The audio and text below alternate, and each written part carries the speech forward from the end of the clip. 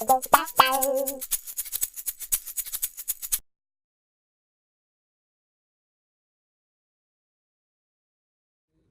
is Felix going to join this Yes. funness? Bit less musical chairs. Hi. My friend from the Mirror. I was looking online. The Mirror has been very nice about our show, so thank you. Well, or it's just you can be whatever you want. I can't have you. Look at that thing on the. Why so many dildos? Not nice at all. I'm a dad. Hi. Where am I looking? Who am I talking to? Hi. So how does it feel to be at Comic-Con? It's awesome. I did my first day yesterday, which was my first ever Comic-Con, and it was overwhelming. It was like sensory overload, but it was very cool and very flattering to meet a lot of nice people that are supporting our show, and even the show I did a long time ago when I was a child called Lois and Clark, The Adventures of Superman. No, it's fun, yeah. Cool. And how have fans reacted to your new show? How's it gone Well, down when so I far? meet the people that actually that have watched it, they really see. No, you actually. Because I live in America and it hasn't come to America yet, and so to see people that have seen, we've aired already 7 of the 8 episodes, and when they speak with detail and quote lines from the show and everything, it's really genuinely cool to hear their honest support. And I said the reason I'll get to make more episodes if you guys keep up with this positive reactions. No, they've been very nice and lovely. Cool. So where is the show shot? Do you do anything on Where location? isn't the show shot? The show Hooten The Lady that's on Sky One at 9 p.m. on Fridays, but you can also get it on catch up. Is shot we shot it all over the world. We every episode is designed as like a little individual film, and it's very ambitious in scale, and it's like it's kind of, I was saying yesterday, I don't know for some of you, it's as big of a show for a British production. It feels as big, if not bigger, than any American movie or television show I've done. But we filmed in Africa, Namibia, Cambodia, Moscow, Rome. We're one of the only. We shot a little bit in London. The last one's in the Caribbean, but we shot in South Africa for the Caribbean. But mostly we went to the real places, and it doesn't lie. You see it. So it was really cool. Do you have any memorable moments from set? Do I have any what? Memorable moments from set. Yeah, I'm tripping over one. Everyone. I mean, like for example, we were in Rome, and there's a little homage to Roman holiday, and Ophelia and I ride around in a Vespa, and they gave us a police escort, and like they towed us. For some of it, because to film you can't. Some of it I rode the Vespa without, but they had us attached to like a camera vehicle, and we literally got towed all through the streets of Rome, like by the Colosseum and all this stuff, all like with a police escort, as if I was somebody that deserved a police escort. But it was so fun. It was like one of those great Hollywood kind of fun moments where you're making a movie in Rome. All of it, though. I mean, waking up at Angkor Wat. We filmed at the sun rising at Angkor Wat or whatever in Cambodia, which is just someplace I never imagined I would be going to anytime soon. Excuse me. And how do you kind of get a gauge of how people react to it? Because you said obviously it's not out in the States. So were you completely oblivious to how people kind of enjoyed it over here? Well, because of now there's social media, and you know, I can go online and look up, and I have a good communication with the people that made the show. So I've been hearing nice responses all along. And the first episode, the press was really, really nice about it, and it was everybody's kind of pick of the week and the Sunday Times, like even papers that normally wouldn't respond to a show that's more fun and escapism were really nice. So that was I was aware of the start of the show, and then throughout we've still remained. I guess we were like 7 people's pick of the week last week, and they don't often, for a Sky show in episode 7, usually people are not talking about it. So all that is good. I want people in America. For me, the only thing I don't notice is I'm in America and I work mostly in America, and so that part of my business isn't aware of the show. So I'm either looking forward for them to get to see it because I think it'll help me, but it's sort of, I feel all this show's gone over really well here, but no one knows in America. So it's like you're in America going, come on, I want to. But I'm still kind of attached to the show until November, and then they'll decide if we're going to make more. So, which I think we might get to. And then I can wait in America. And how do you think fans in the US would react to it? Do you think they'd enjoy it as well? I think they will like it because it has the they've just done Lethal Weapon, the TV series, and they've done a MacGyver reboot, and they've both gone over really well. And they have the same. I think they offer the same thing that this show offers, which is escapism. We're not trying to be anything more than that. It's a good alternative to a dark cop drama or like a serial killer or like a dead baby on the beach. So it's fun for like people I think like that. What's the term that they what's the term where you aspirational? You can go, oh my god, I want to go to Cambodia and go on it. Like there's a lot of things about the show that I think people will identify with.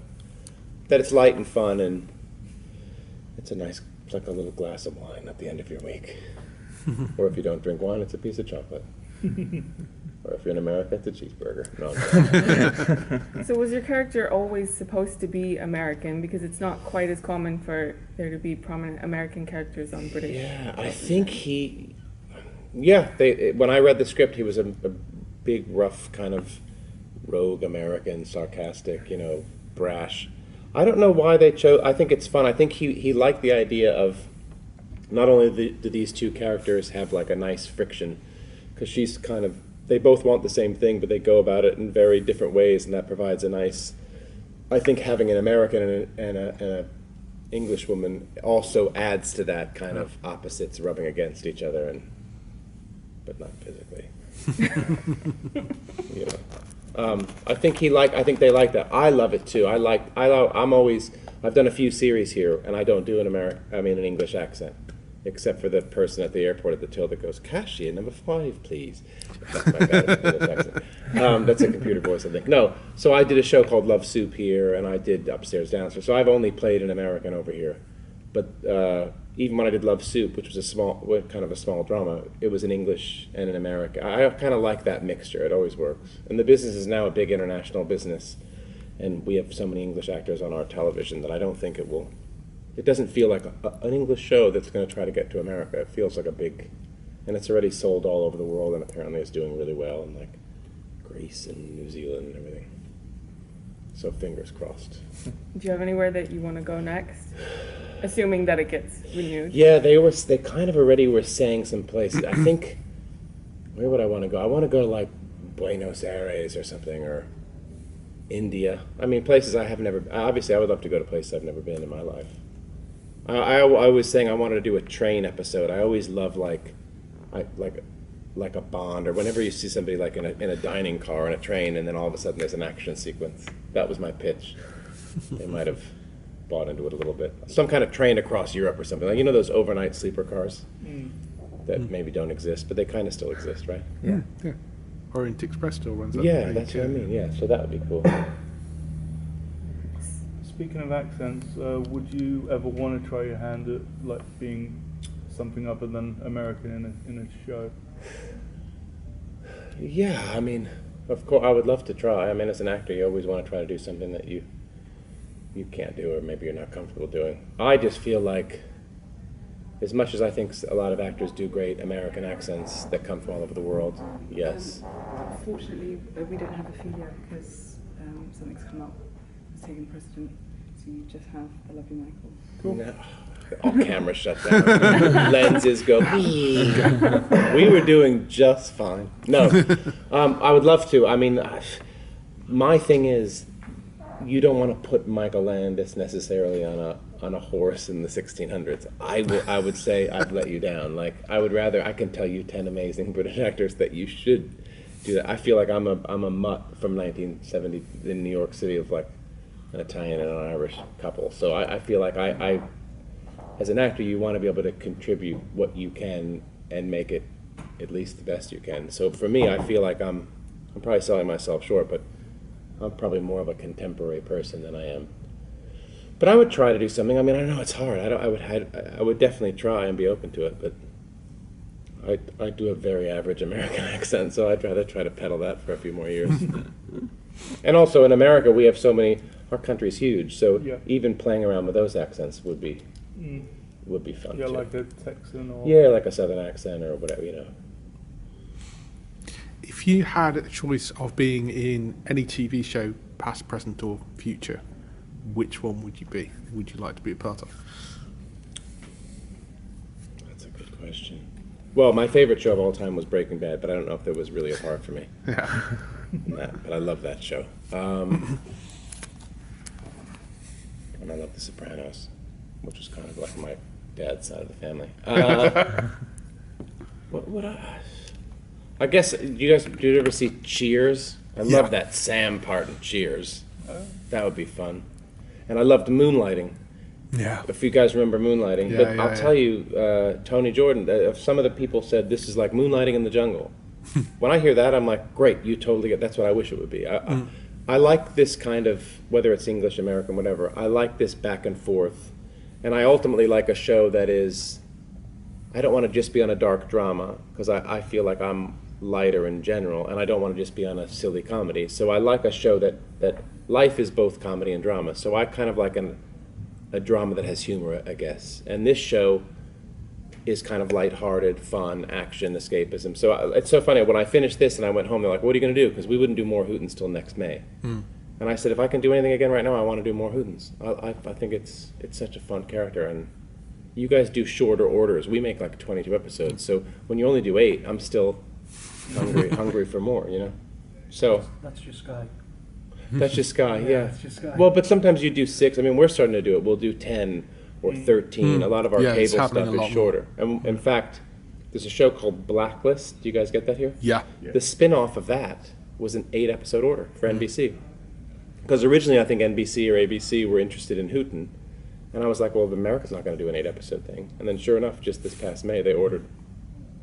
And there's a show, How to Get Away with Murder, and that actress only wanted to do a certain amount. So in order to get her, Yeah. Viola I couldn't Davis. do more than 16. Is that, you know that fact, right? Okay, that's something. I'm a hardcore fan of Okay, her good. in that show. Yeah. Yeah, my wife's obsessed with that.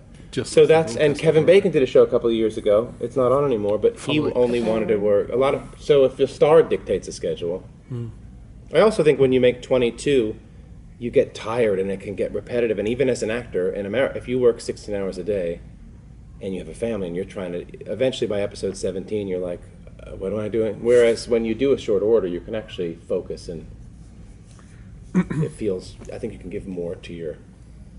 So which do you prefer, do you think? Short order or doing a...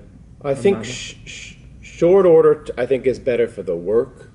I think you want to make a living, so somewhere between a long order and a short order, you know what I mean? You kind of get paid per episode, but I'm not doing it for the money necessarily. Yeah. So I kind of like that 10 to 13 would be good. Yeah. 6 feels too short, and 22 feels too long. I mean, we're getting, this is semantics. Yeah. Well, with 22, you end up getting filler episodes, like episodes that don't necessarily connect to the overall story of it. So I think a lot of places are going for the Netflix model and doing smaller Which shows. I think, and the quality, like, so, but then you can be on like NCIS, and like Chris O'Donnell kills in that. Yeah. He made 22 or 24 NCISs in the time that it took us to make 8 Hootens. Or one, we did 7 months and it took him 8 months, and I was like, dude, you got to make, and, but I think if you look, he's like, we're on a soundstage. Yeah. We don't travel. We go out 1 or 2 days an episode. Yeah. But those shows also are so well oiled. Like I had a friend on CSI Miami. It's just, they would finish at 6 o'clock every day. I was like, how? It just, but that's a different thing. But I think you're right. I think in the networks in America are starting to go, wow, why is everyone going to Netflix and Amazon and Hulu and everything? Because they are, like, this Stranger Things was huge. That wasn't some big 22. Fargo's are like 6 episodes. Do you guys know Fargo? Yeah. Which I love, which I think is great. Yeah, Black Mirror is another. How one. many is Black Mirror? The I think second. it's 6. 4, is it 6? Because And then because another- Netflix bought it, I feel like they ordered more. They did. Okay. Yeah, they ordered 6, and then there's 6 more next So year. they said they advertised 12 over Yeah. 2 years. Something. I mean, House of Cards was 13. I mean, that's a great show. Mhm. So yeah, I think 13 is a great number because I think you It's- can make a living, It's that half-season, Yeah. mid-season thing. and it's 6 months of your life, and you can. I think you also need to step away from a job Yeah. at a little bit so you can Live. bring more to it. So, as an actor, specifically with the television genre, because it's evolved quite a lot over the last few years, but as an actor working on television, how would you say it's changed, like the industry and how the content Well, is made. so I've been doing this a while. It used to be like TV does this and movies do that, and you could never get in the movie business. And now it's all one big business, and some of the best work and some of the best writing is on television. So the way it's changed is it's becoming more competitive for someone like me who, if they're going to get, every year we make a joke, it's like, oh, they're going to ask Matt Damon to do a television show.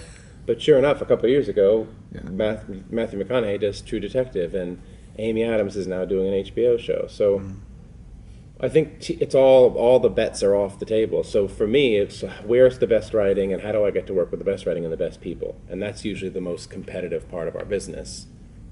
But you got to try. I mean, so you aim for that and see where you get, if you can get lucky. So with Supergirl being in roles for Helen Slater and Dean Cain, have you been calling your agent? No, it's so funny.